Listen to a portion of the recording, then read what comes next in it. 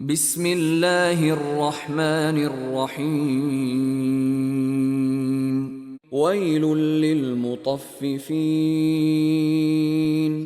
الذين إذا اكتالوا على الناس يستوفون وإذا كالوهم أو وزنوهم يخسرون ألا يظن أولئك أنهم مبعوثون ليوم عظيم يوم يقوم الناس لرب العالمين كلا إن كتاب الفجار لفي سجين وما أدراك ما سجين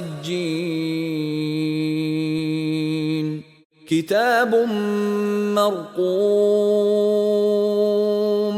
ويل يومئذ للمكذبين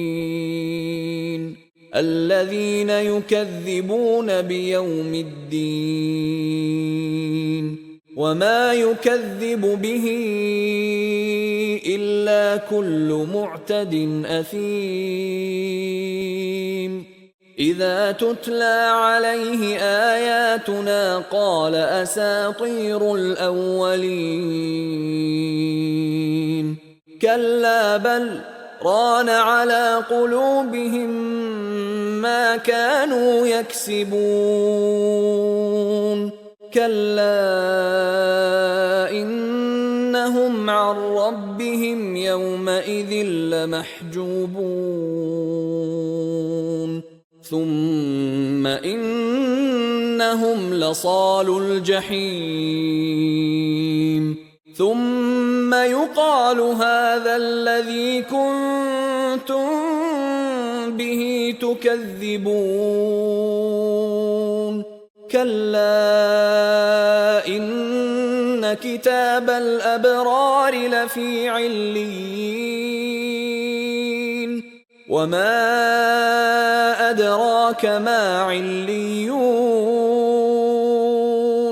كتاب مرقوم يشهده المقربون إن الأبرار لفي نعيم على الأرائك ينظرون تعرف في وجوههم نضرة النعيم يسقون من رحيق مختوم